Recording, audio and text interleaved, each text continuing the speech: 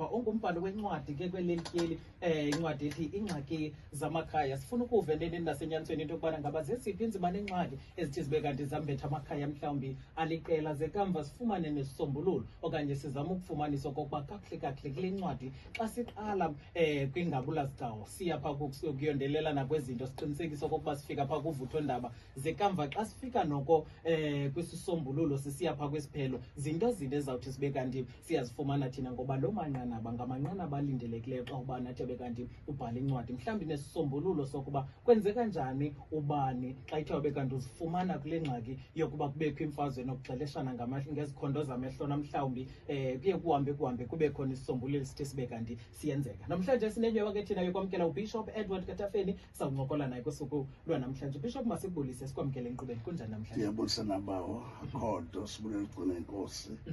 Ndiyabulisa nabaphulaphuli bonke ngegama elihle lenkosi Yesu. Nkosi kakhulu. Siyabulela Bishop Sibama ngazibini ngokuthi kube kanti out of your busy schedule uqinisekisa into yokubana ngabe uzogqitha apha namhlanje uzoncokola kunye nathi ngale ncwadi yakho. Kodwa ke mhlawumbi Bishop umuntu ophulaphulayo ngalo mzuzu uzawuthi sipha uBishop mhlawumbi ndimazi mhlawumbi ngokumbona nangokutyelela kule kwezi nkonzo mhlawumbi abakuzo nakwinkonzo yakhe ngokubanzi. Kodwa ke mhlawumbi uzawufuna ukwazi ukuba sipha inzalelwane yakho Bishop. Ndizalelwa eBhayi bawo. Okay. Kwindawo ekuthiwa kwaZakhele eSays. Okay. Okay. Bishop sisencwadini ngoku and namhlanje sikubiza ngokuba unguBishop singakafika apha encwadini masiqala apha kuBishop. Ingaba mhlawumbi ibinto yosapho into yokubona ngaba abantu basondele kakhulu apha enkosini bazibandakanye neca. Ewe ifamily yami ibingabantu abakhonzayo kodwa ke izinto zimbini bawo ezikhoya abantu kufuneka baziqaphele. Kukhona ukuhamba icawe, kukhona ukusindiswa, wamkela uYesu bese sidalwa esitsha. So ke ndahlangana ke nenkosi uYesu eBhayi ndasindiswa ndakhonza ke ndabe selibizwa ke nguThixo yoba ke ndokushumayela izwi lakhe. Andifuna ukuchukumiseka ubona nje Bishop andizogxila ncakasana kodwa ke mhlawumbi ndawuqinisekisa into yokubana ngaba ndifuna ukwazi okokuba phakathi kule ndlela uthi wabe kanti uyayityumba okanye ke mhlawumbi inkosi yesikonyulwa kuyithi izohamba kule ndawo. Uthe wabe kanti ukhona umahluko ebomini ndenzela kumntu othi mna ndiyahamba ndiyaya nje ecaweni kodwa ndikamkeli ngaphakathi into yokubana ngaba ngoku kufuneka kube kanti ndiyazinikezela enkosini. Uba khona umahluko kwabantu babini? Kakhulu mkhulu. Okay. Nje ndisitsho nje ndithi kukhona icawe kukhona ukusindiswa. Ukusindiswa kwami ndisindiswe phaa kwi-80s. Ndandisela utywala ndanditshaya.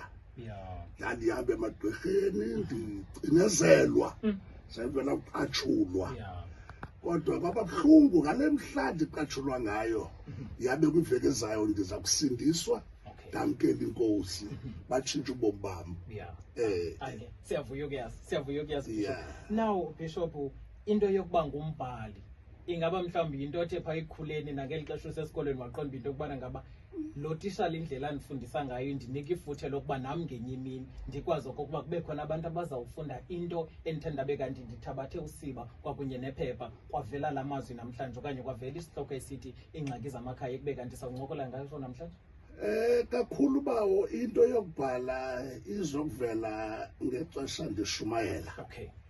Befast uba ndithi xa ndishumayela sendigqibile epulpitini ikhule lento bendishumela ngayo kufuneka ndiyibhale phantsi. So ke iqale njalo ke lento ke ndayibhala ke le ncwadi ke ndayigqiba ke kodwa ke sekhona ezinye ke enzenzayo. Okay. Bishop, zininzi iscripture nje kanti niyazichaphazela enkonzweni kule cawe nichaphazele lelizwi kwicawe elandelayo nichaphazele eli kuwo wonke othe wabe kanti uyawafumanisa mhlawumbi leliphe lona uqonda into yokubana ngaba libe nempembelelo ukuba namhlanje ubhale le ncwadi. Ingaba mhlawumbi ibe lilizwi elithe labe kanti lililwe lithunywe kuwo kokuba bhala le ncwadi okanye uthe ngokokubona izinto ezenzekayo kubantu abakungqongileyo nangakubantu nje ngokubanzi uqonda into yokubana ngabe neneni nasenyanisweni kuyanyanzeleka ukuba nibhale le ncwadi? Into yokubhala kwam le ncwadi isusela njengoba ngibhale ngathi Ingxaki Zamakhaya isukela kuGenesisi ukonyana baka Adam no Eva uKayini no Abel ndabona ukuthi abantu sengabangayiqonda indaba lento kuthiwa umuntu unentshaba ayiqali ngaphandle kumelwane okanye emsebenzini or esikolweni iqala phakathi egazini lakho umona nomsindo ugqibeleke ngokubulala so ngiqalela kapho ke lento ke yobhala kwami le ncwadi ingxaki zamakhaya yaqala kuKayini noAbel wamonela umntakwabo. Bishop uzawuthi xa ufumaniseka into yokubana ngaba kwabanye abantu basho bathi mhlawumbi sipha ngeli xesha bendibhala le ncwadi khona imicelimngeni, the challenges endithenda bekanti ndidibana nazo, kube lula kangakanani okanye kube nzima kangakanani ngakwelakho icala into yokubana ngaba ukwazi ukudibanisa lo mqulu uphambi kwethu namhlanje? Ya ewe baba zibe khona izinto endidibene nazo phaa bandibhale le ncwadi. Ewe phaa ekuqaleni abantu abayifundayo bangabona phaya intshayelelo yam yokuthi kwaqale kwathini. Yazininzi into endiye ndadibana nazo zandibetha ebomini. Ndaswelekelwa ngunkosikazi wokuqala ngo-2011 bandiphazame. Ya kwaphinda ndathatha ke omnye unkosikazi ndiyacinga ke umtshana wakhe kwangomnye womsasazi apha. Ya so naye wanthatha 7 years wasweleka kwexesha leCOVID wanishiya nabantwana ababini, omnye wangishiya esancanca senjintondo enaye ngoku. Ya nditsho ke manje ndidibena izinto ezibuhlungu bithi ya ingozi zemoto, ndirola nemoto, ya ndisinda ndirola nemoto kathathu. Nditsho ke abangalula ke uba ndizofika ke kule ndawo bake ndibhaleke le ncwadi zibe ninzi into endidibene nazo.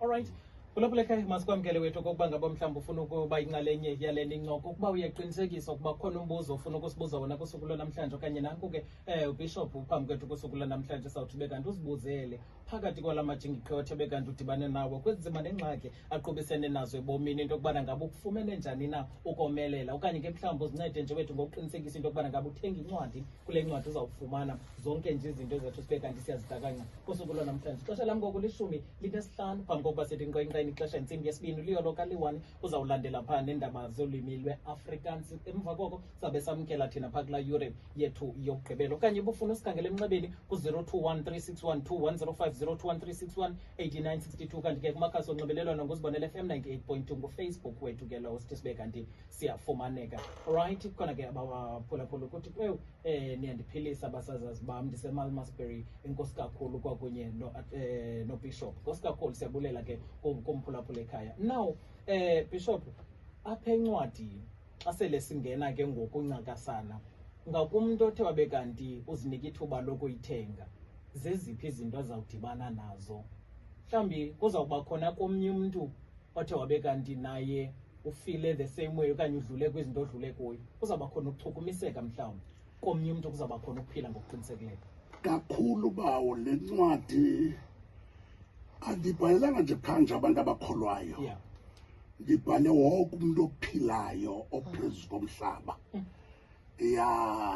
Eba yonke ingxaki yamakhaya yehlela wonke umuntu, yehlela umuntu okholwayo, yehlela umuntu ongakholwayo. Kwezi ngxaki ke ndizibekile iqala kakhulu kwintombi kaYakobi, kwindlu kaYakobi, njengentshilo anti kodwa ndiqala phaa konyana baka-Adam, ihambe iyotsho endlini kaYakobi, ihambe ivele futhi nakonyana baka-Isake. Le nto abazali yokuthanda abantwana, bufumanisa mhlawumbi umzali omnye nabantwana bayi-4 or bayi-5, mhlawumbi le 4 ayikafumani umsebenzi, yi-1 le isaphangelayo. Mhlawumbi kuyenzeka sebakhawuleze banabantwana bonke bengekaphangeli. Ufumanisa umama notata oyena mntu obekelwe apha phezulu nguluphangelayo. Aba bangaphangeliyo bazibone bengeyonto. So zingxaki ezinye ke bantu abazali bolala emangcwabeni abantwana basaphethela nzondo abanye uyafika bonqonqoze ekuseni emangcwabeni mama vuka uzolungisa imeko kube sekulate sezininzi kakhulu ezingxaki bawo ezawufumana kakhulu ya masibamkele nomphulaphula ekhaya ngoba uyasikhangela masikwamkele usezibonele FM molweni kwamkelekele molweni. Yebo. Hello mama. Thetha no Bishop. Ungathetha mama nanko Bishop yakho. Yebo Bishop siyabulela ngencwadi le othe wayibhala lo thethayo ngomnye wabantwana abakhulele kuwe uDr. Mana Phengushwa. I'm very proud of you Bishop. Ngiyava apho usuka khona nelivangeli and iyandibusisa into yokuthi ekugqibeleni nawe waze wabona ukuthi uThixo wakuphilela ukuthi namhlanje ubhale le ncwadi izaba luncedo not only kubantu base-South Africa kodwa kwilizwe lonke liphela. Sengala kusomandla Bishop angakunika amandla emandleni ukwazi ukuqhubekeka ubhale nezinye incwadi. Ndiyabulela Bishop. Nkosi ndiyabulela kakhulu akusikelele doko.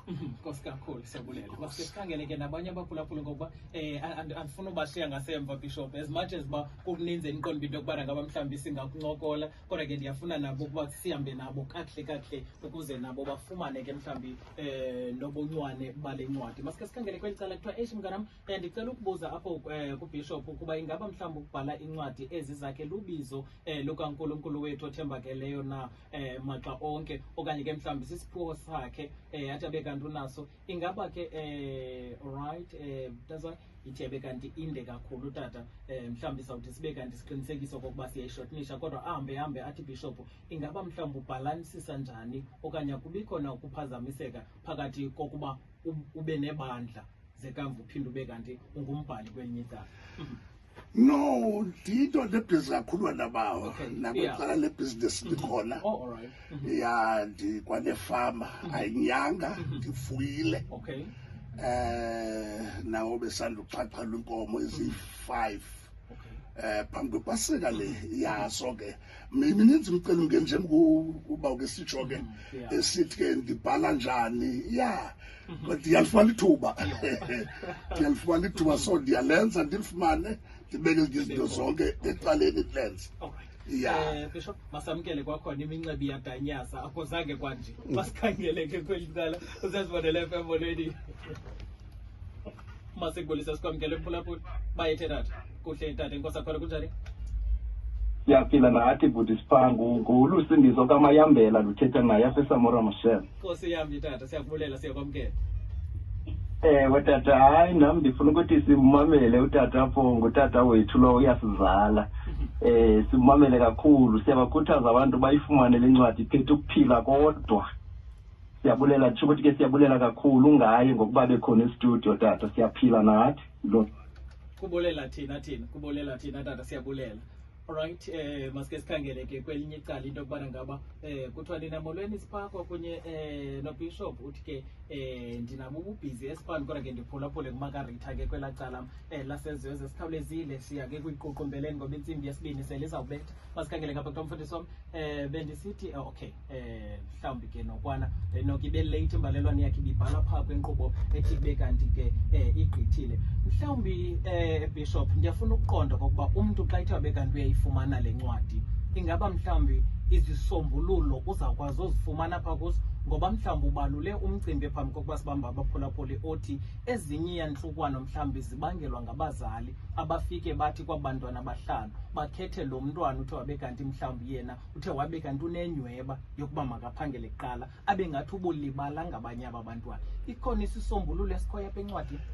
Ewe xa uyifunda le ncwadi bawo zikhona kakhulu ukufunda incwadi kubalekile ngoba ikwenza uvule ingqondo noba ubungazi noba ubusazi ngoba ulwazi olu luyasheshana khona ukuthi uyazi kanti ulwazi lakho luncinci. So ke xa ufunda incwadi ziyakunceda ziyayivula ingqondo. Wake wathi omnye uprofessor wathi ingqondo leyo mntu ifana nepantyhose leyo mama. Wathi uyayifida uyayifida ngokufunda incwadi ingqondo iyanwebeka ngokwepantyhose yomama. Esithi ke ingqondo kinjalo ayihlali imendaweninye yakhula ingqondo yakho uyavuleka. So ke zonke izingxaki zikhona emakhayeni bengekabhubhi baye emangcwabeni abazali nabantwana bethu mabayifunde le ncwadi ukuze ithuba lisekhona balungise apho khona siphazame khona. Ukhona uYesu, so angasinceda kuyimpendulo kwinto yonke kwingxaki zamakhaya. Sikhawulezile nje masikhangele kweli cala into yokubana ngabe ithini yona ivoice note yomphulaphuli kweli cala 0760551591. Masikhangele molweni kweli khaya. Molo sipha ngalo mntase ngalo mntana. Mntase ekhaya ndiyangena ngoku phathi ndisuke ndanomdla ndihleli phantsi ndimamele utata haleluya ngaske ndiyifumane le ncwadi ndithanda ufunda cithekazi ndilapha-athlete cithekazi ayayazi le nto ayenzayo uyavakala utata unamava kakhulu ndivubetha kulwimi lwakhe. Nkosi kakhulu Cethekazi, siyabulela sibamba ngasibini. Bishop, ifumane kanjani le ncwadi ungadanga kube kanti mhlawumbe isimenshina nje amaxabiso kodwa sifuna ukuqonda nje ingaba ifumaneka apha kuwe okanye kukhona nje apho sewuyifakile ukuze umuntu akwazi uzifumane? Bakhona aba iyafumaneka kum. Mhlawumbe inkcukacha sozathi umuntu oyazi into yokubana ngaba uza kufowunela njani aza kuqinisekisa okokuba uyayifumana naye le ncwadi. Baninzi kakhulu Bishop abasibhaleleyo apha kuWhatsApp besithi siphama kaqhubeke ahamba ngamandla kaThixo azakwazi ukumnceda. Ndingumphulaphuli mna kweli cala laseside sinomnye kwelinye icala alright esithi bhuti siphandi kunye nani ke enkqubeni kodwa ke singathi sibe kanti sive inamba le abantu abaza kufumana kuyo xa befowuni. Ewe zikhona inamba efumaneka kuzo ku-0822 0822 58 7340 7340. Alright, okay. Nkosi kakhulu ke Bishop, masikhangele ngapho khona umphulaphula ethu bekanti uyankqonkqoza phaa emnqabeni. Masikunike ithuba phambi kokuba kube kanti siyayivala siyayiququmbela le sithi sibe kanti sinawo kodwa ke okay selebuyile kwakhona. Masikwamkele uSezibonele FM. Molweni. Sihlale mazi bayithe bawuthof bayithe dad sekubona lapha kumthandiswa wenkosi Bishop. Bayithe dad Nombuzo mani Bishop. Ngiyawuva umthandiswa wenkosi uyayithela le nto uyenzayo. Sizawuyazi njani kukho abafundisi athethi izinsana zethu ezimuka 14 years zidina 14 nto izithi ngabantwana ilezini lenkosi sizakwazi njani kweli xesha ngoku abona abizwe nabangabizwanga